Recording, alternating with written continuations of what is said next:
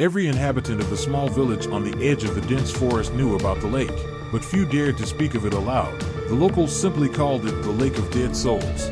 Legends about it were passed down from generation to generation, and each one was scarier than the last. It was said that at night you could hear whispers over the water, as if the ghosts of those who had found their deaths there were calling for new victims. The lake looked deceptively peaceful in the daytime. The smooth, mirror-like surface of the water reflected the clear sky and the surrounding forest. But as soon as the sun disappeared behind the horizon, everything changed. Alexei, a young and curious biology student, came to these parts to collect material for his work on rare plants. He heard about the mysterious lake by chance from the elderly owner of the lodge where he was staying. "If you value your life, boy, don't go near the lake," the old man warned, nervously tapping his fingers on the edge of the table. "It has already taken enough lives, and it does not spare strangers." But Alexei, being a rational man, only waved it away. Superstition and only superstition, he thought, determined to prove to himself that no ghosts existed. At sunset, he took his flashlight, notebook and camera, then set out for the lake. As he approached, the air became somehow heavy, as if the forest itself didn't want to let him go any farther. Alexei persistently made his way through the thickets and finally found himself by the water. The lake was still, and the faint light of the moon reflected in its depths. Alexei took a few pictures and bent down to scoop water into a test tube, and then he heard it, a barely audible whisper. "Help us!" The voice seemed to come from the depths of the lake. The boy looked around, but there was no one around. His heart beat faster, but Alexei thought it was just the wind. He squatted down and leaned into the water again. It wasn't his reflection on the surface. A pale woman with empty eyes was looking at him from the depths. Alexei recoiled sharply from the water, almost dropping the lantern. His heart was pounding frantically, and his palms were covered with sweat. He looked around. The forest was plunged into deafening silence. Only a faint wind moved the treetops. "It's just a dream," he convinced himself, though his inner voice shouted otherwise. But there was still that face before his eyes, pale, lifeless, with empty eyes full of silent despair. He exhaled slowly and leaned toward the water again.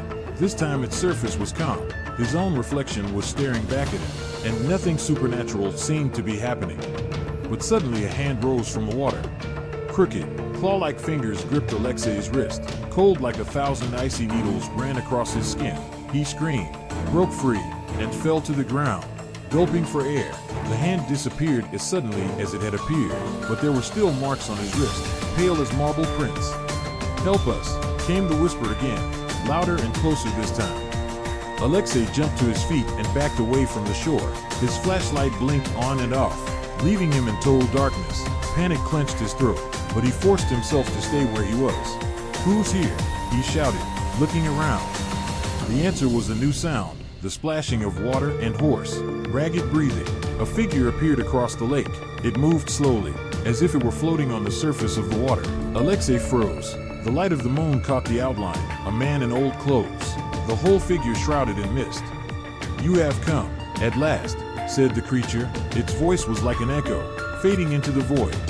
Alexei took a step back, but his foot hit something hard. Lowering his gaze, he saw an old cross made of wood, partially embedded in the ground. Next to the cross was a carved inscription, "Save us all." Suddenly the figure disappeared. The water became still again, as if nothing had happened. Alexei stood there, unable to move. The cold was chilling him to the bone. But then a branch cracked behind him. He turned around and saw that shadows were watching him from the forest. They didn't move, but their faceless silhouettes slowly surrounded him, blocking his escape route. Alexei realized that the lake would not just let him go. Alexei froze in place, surrounded by silent shadows. Their outlines were vague, but they emanated such a cold hatred that it seemed as if the air around them was thickening, preventing him from breathing. "Who are you? What do you want?" Alexei shouted, trying desperately to keep the tremor out of his voice. The shadows did not answer.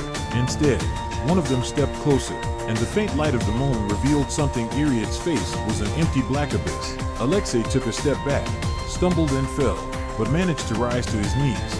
"You must finish what you started." The whisper sounded now not from the lake, but from everywhere, filling the forest with a strange hum.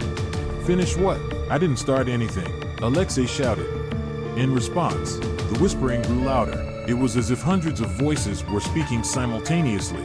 their words merging into one unintelligible, frightening cacophony. Alexei covered his ears with his hands, but the sounds continued to penetrate directly into his head. Suddenly, all the shadows stopped. They stood in a semicircle, giving Alexei no way to retreat, and then they began to slowly back away, letting someone or something forward. A tall man in ragged clothes emerged from the forest. His face was gray, as if dead, and his eyes were as deep as the abyss. An ancient key, covered in rust, dangled from his belt. "You have come for answers," he said in a muffled voice, "but to understand the truth, you must go down into the depths." "Where?" Alexei whispered, feeling his whole body tremble. "To the lake. Only there you will find out why souls do not find peace here." The man threw the key at his feet. Alexei hesitated to pick it up, but the feeling that he had no other choice made him do so. As soon as he took the key in his hand, the world around him changed. The forest had disappeared. Now he was standing on a wooden boat in the middle of the lake. The water was black as night, and the boat shook under his weight. The key in his hand seemed to be leading him, pulling him down. "Come down," whispered the voices. Alexei looked into the water. The depths called to him, attracted him. He knew that if he jumped, there would be no turning back. But he had no choice. Clutching the key, he closed his eyes and stepped forward. Alexei felt the cold water against his body. It was thick as butter, and the plunge seemed endless. His ears rumbled and his lungs screamed for air. But strangely, he didn't gasp for breath. The lake itself seemed to keep him alive, keeping him from drowning. When he opened his eyes, a strange, otherworldly world opened before him. The lake bed was not deserted as he had expected. Beneath his feet stretched ruins, the remains of an ancient city that seemed long forgotten. The facets of the ancient buildings were covered with glowing symbols that resembled writings of unknown origin. The key he held trembled, as if it wanted to point the way. Alexei moved forward, treading the soft sand until he reached the central square. There, in the center, stood a massive stone altar covered in rune inscriptions. "You have found us," the voices sounded again, but now they came not from the water, but from somewhere inside him. Alexei approached the altar and saw that there was a round cutout in its center, perfect for a key. "Is this a trap?" he squeezed out, his voice sounding muffled in the water. There was no answer, but figures began to appear around him. The same shadows that had surrounded him on the shore now materialized in the form of men. Their faces were blank, but their movements spoke of desperation. "You must free us," said one of them, holding out his hands to Alexei. "Only you can break the curse." Alexei, not knowing what to do, slowly inserted the key into the cutout on the altar. As soon as he turned it, the space around him lit up with a bright light. The altar moved, and a stream of energy burst out of it, rushing deep into the ruins. The figures began to disappear one by one, but before they did, Alexei heard their words. "Thank you." As the light faded, the water around him suddenly began to move. Alexei felt himself being pulled back upward. He dived out of the lake, frantically gulping for air. The surface of the water was calm again, and the morning sun was already rising above it. Alexei looked around. The shadows were gone, and the key he held had crumbled into ashes. But he knew that the curse of the lake had been lifted. Now the dead could find peace. Alexei sat on the shore of the lake, wrung out like a lemon, but strangely peaceful.